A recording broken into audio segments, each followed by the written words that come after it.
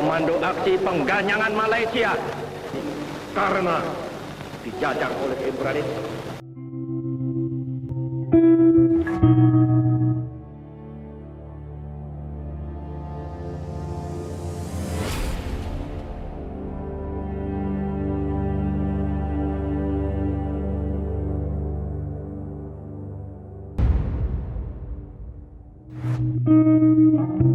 Konfrontasi Indonesia-Malaysia atau Konfrontasi Borneo adalah konflik bersenjata dari tahun 1963 hingga 1966 yang bermula dari penentangan Indonesia terhadap pembentukan Federasi Malaysia.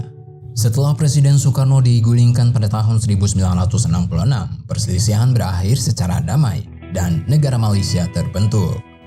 Pembentukan Malaysia adalah penggabungan Federasi Malaya, Singapura, dan koloni mahkota Inggris di Borneo Utara dan Sarawak pada September 1963. Perintis penting konflik tersebut termasuk kebijakan konfrontasi Indonesia melawan Nugini Belanda dari Maret hingga Agustus 1962 dan pemberontakan Brunei pada Desember 1962. Malaysia mendapatkan dukungan militer langsung dari Britania Raya, Australia, dan Selandia Baru. Sedangkan Indonesia mendapatkan dukungan tidak langsung dari Uni Soviet dan Tiongkok, sehingga menjadikannya sebagai salah satu bagian Perang Dingin di Asia. Konflik tersebut merupakan perang yang tidak diumumkan dengan sebagian besar aksi terjadi di daerah perbatasan antara Indonesia dan Malaysia Timur di Pulau Kalimantan. Konflik tersebut ditandai dengan pertempuran darat yang terkendali dan terisolasi, diatur dalam taktik berinvasif tingkat rendah. Kampanye infiltrasi Indonesia ke Kalimantan berusaha untuk mengeksploitasi keragaman etnis dan agama di Sabah dan Sarawak dibandingkan dengan Malaya dan Singapura, dengan maksud mengungkap negara yang diusulkan Malaysia. Medan hutan Kalimantan dan kurangnya jalan yang melintasi perbatasan Indonesia-Malaysia memaksa pasukan Indonesia dan Persemakmuran untuk melakukan patroli jarak jauh. Persemakmuran merupakan lanjutan dari Britania Raya dan lahir dari hasil konferensi kerajaan pada akhir tahun 1920-an setelah negara-negara yang dijajah oleh Britania Raya mencapai kemerdekaan. Kemudian didirikanlah Persemakmuran ini dengan tujuan guna menyatukan negara-negara bekas jajahan Britania Raya. Kedua belah pihak mengandalkan operasi infanteri ringan dan transportasi udara. Meskipun pasukan Persemakmuran menikmati keuntungan dari penyebaran helikopter yang lebih baik dan pasukan ke pangkalan operasi yang akan datang, sungai juga digunakan sebagai metode transportasi dan infiltrasi. Meskipun operasi tempur terutama dilakukan oleh pasukan darat, pasukan lintas udara memainkan peran pendukung yang vital dan pasukan angkatan laut memastikan keamanan sisi-sisi laut. Inggris memberikan sebagian besar upaya pertahanan, meskipun pasukan Malaysia terus meningkatkan kontribusi mereka dan ada kontribusi berskala dari pasukan Australia dan Selandia Baru dalam gabungan cadangan strategis Timur Jauh yang ditempatkan saat itu di Malaysia Barat dan Singapura. Serangan awal Indonesia ke Malaysia Timur sangat bergantung pada sukarelawan lokal yang dilatih oleh Angkatan Darat Indonesia. Seiring waktu, pasukan infiltrasi menjadi lebih terorganisir dengan masuknya komponen pasukan Indonesia yang lebih substansial. Untuk mencegah dan mengganggu kampanye infiltrasi yang berkembang di Indonesia, Inggris merespon pada tahun 1964 dengan meluncurkan operasi rahasia mereka sendiri ke Kalimantan dengan nama sandi Operasi Klaret. Bertepatan dengan Soekarno mengumumkan tahun penuh bahaya dan kerusuhan rasial Singapura 1964, Indonesia meluncurkan kampanye operasi yang diperluas ke Malaysia Barat pada 17 Agustus 1964, meskipun tanpa keberhasilan militer. Penumpukan pasukan Indonesia di perbatasan Kalimantan pada bulan Desember 1964 membuat Inggris mengerahkan pasukan yang signifikan dari Komando Strategis Angkatan Darat yang berbasis di Inggris dan Australia, dan Selandia Baru mengerahkan pasukan tempur Rolleman dari Malaysia Barat ke Kalimantan pada tahun 1965 hingga 1966. Intensitas konflik mulai mereda menyusul kudeta Oktober 1965. dan jatuhnya kekuasaan Soekarno kepada Jenderal Soeharto. Negosiasi perdamaian yang serius antara Indonesia dan Malaysia dimulai pada Mei 1966 dan kesepakatan damai terakhir ditandatangani pada 11 Agustus 1966 dengan Indonesia secara resmi mengakui Malaysia. Latar belakang.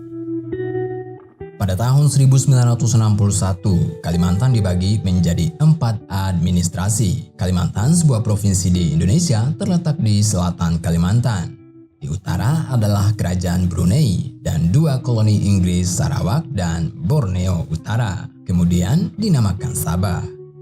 Sebagai bagian dari penarikannya dari koloninya di Asia Tenggara, Inggris mencoba menggabungkan koloninya di Kalimantan dengan Semenanjung Malaya, Federasi Malaya, dengan membentuk Federasi Malaysia. Rencana ini ditentang oleh pemerintah Indonesia. Presiden Soekarno berpendapat bahwa Malaysia hanya sebuah boneka Inggris dan konsolidasi Malaysia hanya akan menambah kontrol Inggris di kawasan ini, sehingga mengancam kemerdekaan Indonesia. Filipina juga membuat klaim atas Sabah dengan alasan daerah itu memiliki hubungan sejarah dengan Filipina melalui Kesultanan Sulu. Di Brunei, Tentara Nasional Kalimantan Utara memberontak pada 8 Desember 1962. Mereka mencoba menangkap Sultan Brunei, ladang minyak, dan sandra orang Eropa. Sultan lolos dan meminta pertolongan Inggris. Dia menerima pasukan Inggris dan Gurkha dari Singapura. Pada 16 Desember, Komando Timur Jauh Inggris mengklaim bahwa seluruh pusat pemberontakan utama telah diatasi, dan pada 17 April 1963 pemimpin pemberontakan ditangkap dan pemberontakan berakhir. Filipina dan Indonesia resminya setuju untuk menerima pembentukan Federasi Malaysia apabila mayoritas di daerah yang hendak dilakukan dekolonial memilihnya dalam sebuah referendum yang diorganisasi oleh PBB. Tetapi pada 16 September sebelum hasil dari pemilihan dilaporkan, Malaysia melihat pembentukan federasi ini sebagai masalah dalam negeri, tanpa tempat untuk turut campur orang luar. Tetapi pemimpin Indonesia melihat hal ini sebagai persetujuan Manila yang dilanggar dan sebagai bukti kolonialisme dan imperialisme Inggris. Sejak demonstrasi anti-Indonesia di Kuala Lumpur, ketika para demonstran menyerbu gedung KBRI, merobek-robek foto Soekarno, membawa lambang negara Garuda Pancasila ke hadapan Tunku Abdul Rahman, Perdana Menteri Malaysia saat itu, dan memaksanya untuk menginjak Garuda. Amarah Soekarno terhadap Malaysia pun meledak. Demonstrasi anti-Indonesia di Kuala Lumpur yang berlangsung pada tanggal 17 September 1963 berlaku ketika para demonstran yang sedang memuncak marah terhadap Presiden Soekarno yang melancarkan konfrontasi terhadap Malaysia, dan juga karena serangan pasukan militer tidak resmi Indonesia terhadap Malaysia. Ini mengikuti pengumuman Menteri Luar Negeri Indonesia Subandrio bahwa Indonesia mengambil sikap permusuhan terhadap Malaysia pada 20 Januari 1963. Selain itu, pencerobohan sukarelawan Indonesia mulai memasuki Sarawak dan Sabah untuk menyebar propaganda dan melaksanakan penyerangan dan sabotase pada 12 April berikutnya. Soekarno yang murka karena hal itu mengutuk tindakan demonstrasi anti-Indonesia yang menginjak-injak lambang negara Indonesia dan ingin melakukan balas dendam dengan melancarkan gerakan yang terkenal dengan nama Ganyang Malaysia. Soekarno memproklamasikan gerakan Ganyang Malaysia melalui pidato dia yang sangat bersejarah, yaitu, "Kalau kita lapar itu biasa, kalau kita malu itu juga biasa. Namun, kalau kita lapar atau malu itu karena Malaysia, kurang ajar." Gerakan pasukan ke Kalimantan, kita hajar cecunguk Malayan itu. Pukul dan sikat, jangan sampai tanah dan udara kita diinjak-injak oleh Malaysian keparat itu. Doakan aku bakal berangkat ke medan juang sebagai patriot bangsa, sebagai martir bangsa, dan sebagai peluru bangsa yang enggan diinjak-injak harga dirinya. Serukan ke seluruh pelosok negeri bahwa kita akan bersatu untuk melawan kehinaan ini. Kita akan membalas perlakuan ini. Dan kita tunjukkan bahwa kita masih memiliki gigi dan tulang yang kuat, dan kita juga masih memiliki martabat. Yo, ayo kita ganyang Malaysia, bulatkan tekad, semangat kita baja, Peluru kita banjak, nyawa kita banjak bila perlu satu-satu. Soekarno. Perang. Pada tanggal 20 Januari 1963, Menteri Luar Negeri Indonesia Subandrio mengumumkan bahwa Indonesia mengambil sikap bermusuhan terhadap Malaysia. Pada 12 April, sukarelawan Indonesia mulai memasuki Sarawak dan Sabah untuk menyebar propaganda dan melaksanakan penyerangan dan sabotase. Kemudian tanggal 3 Mei 1964, di sebuah rapat raksasa yang digelar di Jakarta, Presiden Soekarno mengumumkan perintah Dwi Komando Rakyat atau Dwi Kora yang isinya Pertinggi Ketahanan Revolusi Indonesia, bantu perjuangan revolusioner rakyat Malaya, Singapura, Sarawak, dan Sabah untuk menghancurkan Malaysia. Pada 20 Juli, Soekarno mengumumkan bahwa dia akan menganyang Malaysia. Pada 16 Agustus, pasukan dari Regimen Askar Melayu Diraja berhadapan dengan 50 gerilyawan Indonesia. Meskipun Filipina turut serta dalam perang, mereka memutuskan hubungan diplomatik dengan Malaysia. Federasi Malaysia resmi dibentuk pada 16 September 1963. Brunei menolak bergabung dan Singapura keluar di kemudian hari. Ketegangan berkembang di kedua belah pihak Selat Malaka. 2 hari kemudian, para perusuh membakar kedutaan Britania Raya di Jakarta. Beberapa ratus perusuh merebut kedutaan Singapura di Jakarta dan juga rumah diplomat Singapura. Di Malaysia, agen Indonesia ditangkap dan massa menyerang kedutaan Indonesia di Kuala Lumpur. Di sepanjang perbatasan di Kalimantan terjadi peperangan perbatasan.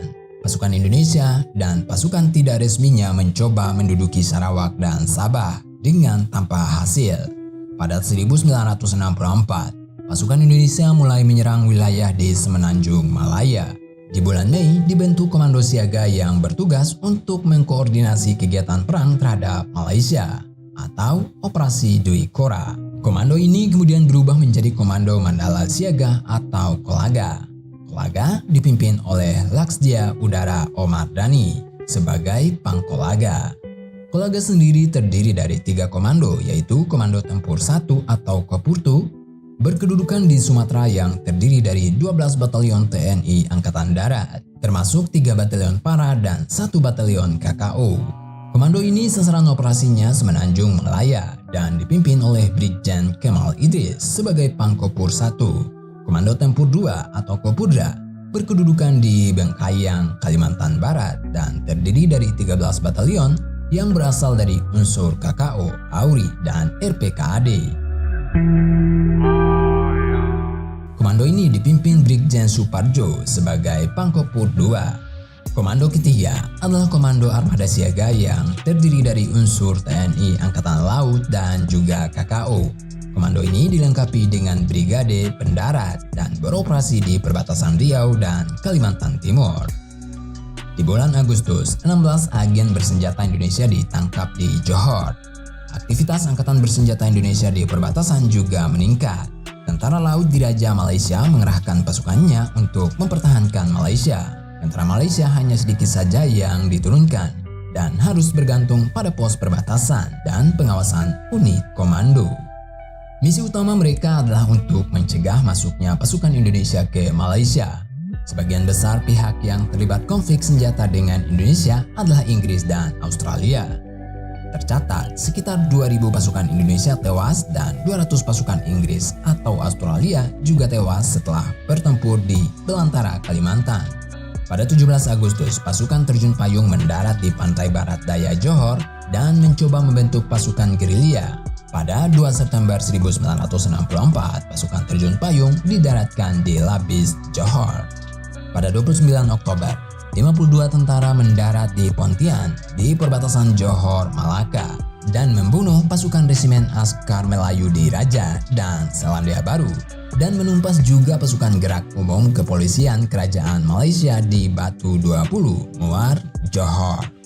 Ketika PBB menerima Malaysia sebagai anggota tidak tetap, Soekarno menarik Indonesia dari PBB pada tanggal 20 Januari 1965 dan mencoba membentuk konferensi kekuatan baru sebagai alternatif, yaitu Konferensi of New Emerging Forces (CONEFO) sebagai alternatif. Sebagai tandingan Olimpiade, Soekarno bahkan menyelenggarakan GANEFO, yang diselenggarakan di Senayan, Jakarta pada 10 hingga 22 November 1963.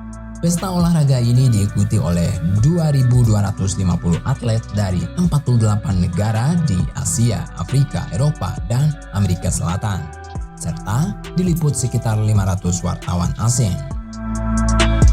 Pada Januari 1965, Australia setuju untuk mengirimkan pasukan ke Kalimantan setelah menerima banyak permintaan dari Malaysia. Pasukan Australia menurunkan 3 resimen kerajaan Australia dan resimen Australian Special Air Service. Ada sekitar 14.000 pasukan Inggris dan persemakmuran di Australia pada saat itu. Secara resmi, pasukan Inggris dan Australia tidak dapat mengikuti penyerangan melalui perbatasan Indonesia.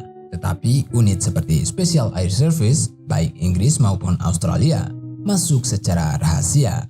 Australia mengakui penerobosan ini pada tahun 1996.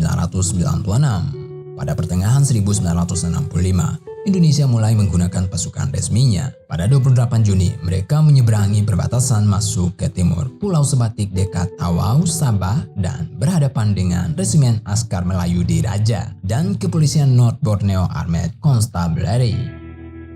Pada 1 Juli 1965, militer Indonesia yang berkekuatan kurang lebih 5.000 orang melabrak pangkalan Angkatan Laut Malaysia di Sempurna. Serangan dan pengepungan terus dilakukan hingga 8 September namun gagal. Peristiwa ini dikenal dengan pengepungan 68 hari oleh warga Malaysia. Akhir konfrontasi. Menjelang akhir 1965, Jenderal Soeharto memegang kekuasaan di Indonesia setelah berlangsungnya gerakan 30 September. Oleh karena konflik domestik ini, keinginan Indonesia untuk meneruskan perang dengan Malaysia menjadi berkurang dan peperangan pun mereda. Pada 28 Mei 1966, di sebuah konferensi di Bangkok, meski diwarnai dengan keberatan Soekarno yang tidak lagi memegang kendali pemerintahan secara efektif, Kerajaan Malaysia dan pemerintah Indonesia mengumumkan penyelesaian konflik dan normalisasi hubungan antara kedua negara. Kekerasan berakhir bulan Juni dan perjanjian perdamaian ditandatangani pada 11 Agustus dan diresmikan 2 hari kemudian.